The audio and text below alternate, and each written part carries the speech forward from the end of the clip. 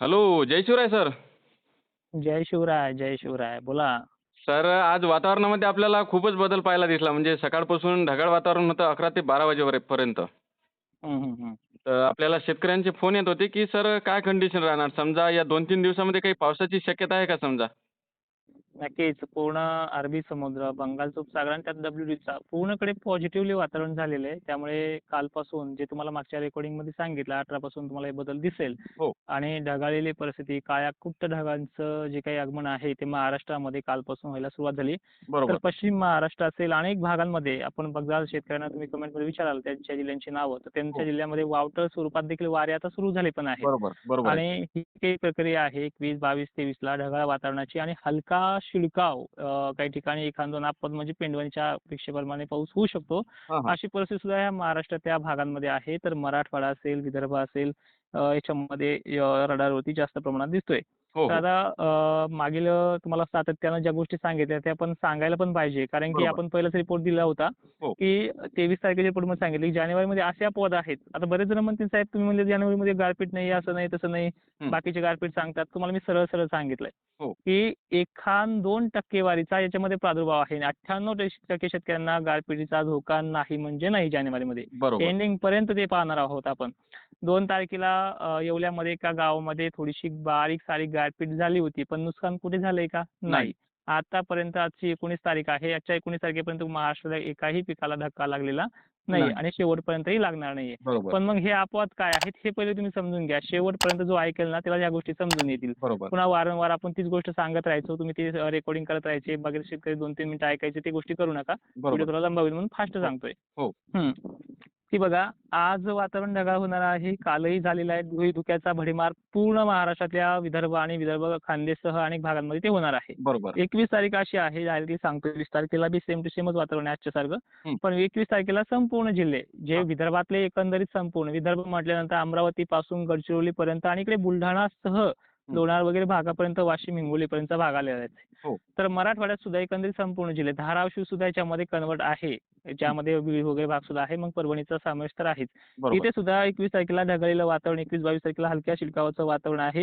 हं. आता तुम्ही म्हणाल सर आमचे शेततळ भरलेले आहे, सोयाबीन काढलेलं आहे, कोणी सोयाबीनच म्हणतोय मी, तूर हो. काढलेली आहे, बरोबर. राजमा काढलेला आहे. हे हां. गंजाचं काय करायचं? एक्झॅक्टली ते झाकूनच ठेवा. कारण की पाऊस सर्वदूर नाही आहे. तुम्ही मागचा पाऊस बघितलाय ना, त्याच पद्धतीचा आहे.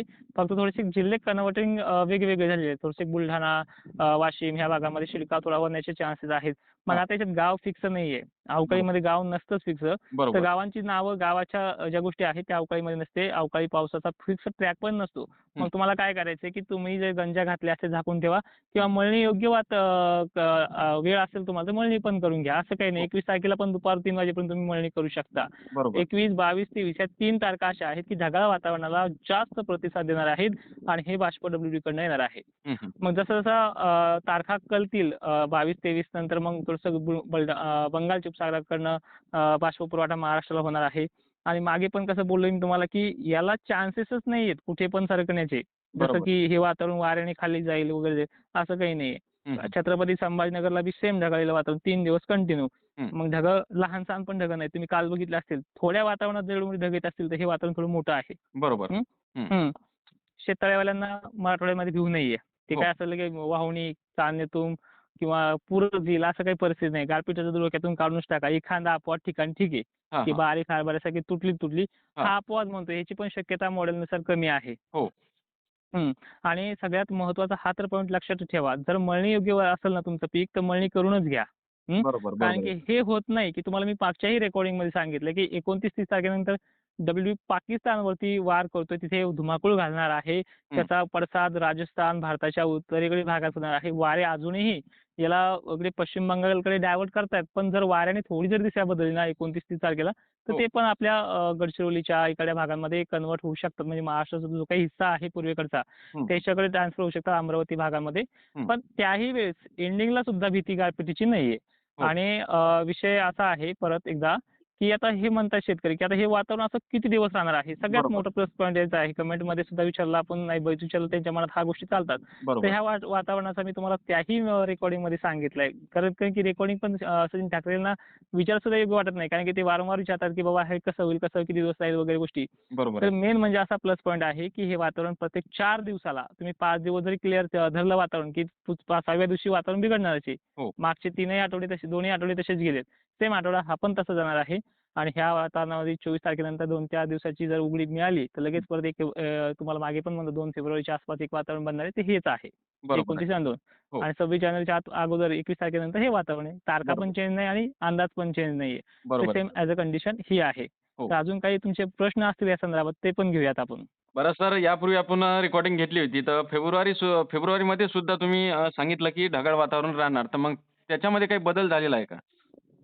हे बघा, तारखामध्ये आपण कधीच बदल नाही केलेला. ठीक आहे, एखादा दिवसाचा बदल तर अंदाजामध्ये होतो, त्याला अंदाजच बरोबर. म्हणतात. हो, फेब्रुवारी मी तुम्हाला काय सांगितलं होतं मी, की 29 तारखेला जानेवारीच्या जी सुरुवात होणार आहे वातावरणाची, ती फेब्रुवारीमध्ये कन्व्हर्ट होणार आहे. म्हणजे हो. 29, 30, 1 आणि 1, 2, 4, 5-6 दिवसाचं वातावरण असतंच. तर बरोबर. हे पहिल्या आठवड्यामध्ये जाऊ शकतं. 1 तारखेला, 2 तारखेला आणि त्याच्या अगोदर 31 तारखेला आणि 30 तारखेला. हो, त्यानंतर जर परिस्थिती पाहिली आपण सेम ॲज अ कंडिशन जसे ह्या महिन्याची सुरुवात झाली सेम त्याच पद्धतीनं 9-10 तारखेला सुद्धा आहे. नंतर 19 फेब्रुवारी आहे. बरं 23-24 तारखेला आहे. हो. पण ह्या तिन्ही टप्प्यामध्ये काय होते, एक तीळ-तीळ वाढ होते. म्हणजे जानेवारी जरी समजा मोठा नुकसानकारक गेला नाही, पण फेब्रुवारी थोडासा 19 फेब्रुवारीच्या नंतर जे काही होणारं WDचं संकट आहे, हं. ते मॉडेलनुसार आता लाँग टर्म अंदाज आहे. ते WDकडे येणे किंवा अरबी समुद्रातल्या कमी दाबामुळे येईल. पण ते येणारच आहे. तर बरोबर. त्यामध्ये थोडीशी अपवाद असा आहे, की कांदा उत्पादक क्षेत्राला थोडीसं अडचणीत आणणार आहे. म्हणजे 5%च फक्त. तुम्ही त्याचं पण टेन्शन घेऊ नका. मी तुम्हाला ते सांगतोय, की एक 5% वाढण्याची शक्यता आहे. मग त्यामध्ये काय होईल, की बाबा ज्या ठिकाणी आपण सांगितलंय पाणी थांबवा, त्या ठिकाणी नुकसान कमी होऊ शकतं. कारण की पाऊस आणि वाऱ्याचा भडीमार त्या 21-22 तारखेनंतर वाढण्याचे चान्सेस आहेत. आणि मार्च आणि फेब्रुवारीबद्दल तर 25 तारखेला आपण प्युअर रिपोर्ट देणार आहे. हो, त्यामध्ये बरोबर आहे. जे होईल, जे रिपोर्टमध्ये येणार आहे, ते फक्त आता अवघ्या 5-6 दिवसाचा कालावधी बाकी आहे. कारण की लाँग टर्म अंदाजाला शांतपणे अभ्यास होऊनच तुम्हाला तो द्यावा लागतो आणि एकदा दिलेला शब्द आहे का, तो मी परत बदलत नाहीये. नाही, नाही. मग बरोबर भले आहे एक सर. एकदा तर आपल्या वर्षभरातला एखादा जरी अंदाज चुकला, त्याची माफी पण मी शेतकऱ्यांची मागतो. कारण की तो आपला मोठेपणा म्हणून ते काम करतोय. कारण की ह्या कामामध्ये असं असतं, की शेतकऱ्यांना ब्रँडिंग जे असते, हो, उद्या विश्वास कोणावरती ठेवायचा. आज असा संभ्रम झालाय, की तो विषय काढू नये, पण तो काढावाच लागतोय, की महाराष्ट्रामध्ये अत्यंत महत्त्वाचा आणि गंभीर प्रश्न असा आहे, की पुढच्या वर्षी दुष्काळ सांगितला जातोय. बरोबर. सगळ्याच क्लायमेट पण सांगितलं, बाकीचे जे काही आहे खाजगी नॉर्मली जे काही काम करतात त्यांनी पण सांगितलेलं आहे. हो, पण दुष्काळ नावाची गोष्ट अशी आहे, ती आता नाही समजणार एकालाही. आता त्याला खूप वेळ आहे अजून. त्याला बरोबर आहे. मार्च आणि एप्रिलचा जो काही मीडियम जे काही मान्सूनचे माहिती मिळवण्यासाठी जे काही मॉडेल्स असतात, जे टेम्परेचरवरती अभाव असतो. ज्यावेळेस उन्हाळ्याचं टेम्परेचर वाढतं ना, त्यावर्षी तुम्ही त्या गोष्टी समजून जा, की ह्या अशा गोष्टी अपवाद जे आहे त्याची कमतरता भासू शकते. बरोबर आणि आहे सर. ज्या वर्षी WDचं प्रमाण अधिक राहतं त्यावेळेस पावसाळा कमी असतो. कमीचा अर्थ दुष्काळ होत नाहीये. बरोबर, बरोबर आहे सर. कमीचा अर्थ न्यूट्रल कंडिशन, मीडियम कंडिशनही होतो. हो, हो. डायरेक्टली इकडे ओला दुष्काळ आणि ओल्या दुष्काळानंतर लगेच कोरडा दुष्काळ असं झालेलंच नाही कधीच. नाही, मी नाही. जवळपास बरोबर आहे. 1972चा आपण रेकॉर्ड काढलेला आहे. ऑन रेकॉर्डमध्ये पण त्या गोष्टी आलेल्या आहेत, की असं झालेलंच नाहीये. नाही. तुम्ही आज बघतोय मी महाराष्ट्रामध्ये आणि एक सगळ्यात महत्त्वाचं मला हेही सांगतो, हे कधी षड्यंत्र पण आहे. ज्या छोट्या-मोठ्या कंपन्या महाराष्ट्रामध्ये प्रामाणिकपणे बियाणे असतील किंवा औषधे असतील, मी कंपनीची कधीच गय नाही केलेली. त्या बरोबर आहे. कंपन्यांना त्यांच्या माल ज्या दुकानदारापर्यंत पोहोचत असतो, जो विश्वास देत असतो, ते जेन्युइन मार्केटमध्ये आलेले असतात. हं. त्या लोकांचे कुठेतरी हात बांधल्याचा कार्यक्रम हा आहे. त्या कंपन्यांना मी सुद्धा वैयक्तिक सपोर्ट करतो. तुमचं जर प्रामाणिकपणे काम असेल तर तुम्ही बिनधास्त आणा. एवढाही बेकार पाऊस नाहीये. आणि बरोबर. एक प्लस पॉइंट असा आहे, की असं कोणतं साल आलंय, की शेतकऱ्यांचं बियाणं खरेदी नाही केलं आत्तापर्यंत. मला शेतकऱ्यांनी कमेंटमध्ये सांगायचंय. बरोबर की आहे, असं कोणतं बरोबर आहे साल सर. आलंय तुम्ही घेणार नाही. हो, उलट ज्या साली पावसाळा कमी असतो ना, त्या साली दुपार पेरणीचं संकट अधिक असतं. आता 2025चा जर आपण थोडा जरी अभ्यास केला, आपण अनुभव घेतला, तर त्यामध्ये सुद्धा अनेक शेतकऱ्यांवरती पिकं करपण्याची वेळ आली होती. नंतर तो ओल्या दुष्काळामध्ये कन्व्हर्ट झाला होता.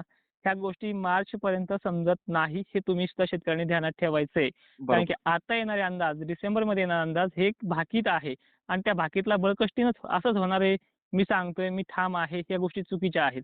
बरोबर. आता माझा जो काही रिपोर्ट आहे, तो जवळपास आतापर्यंत 3 वर्षापासून मिळता-जुळता राहिलेला आहे. हो. त्यामुळे मी न्यूट्रल कंडिशन सांगितली. मी त्यामध्ये मोठा पाऊसही नाही सांगितलेला आणि कमीही नाही सांगितलेला. बरोबर, तर बरोबर. सेम ॲज अ कंडिशन जर आपण पाहिलं 2023चा जरी अभ्यास केला, तर 23मध्ये सुद्धा अनेक भागांना पिण्याच्या पाण्याचाही प्रश्न मिटलेला होता. पण त्या साली पावसाळा दीड-दीड महिन्याचे खंड देऊन गेलेला होता. पण बरोबर. पिकं घरामध्ये आलीच होती.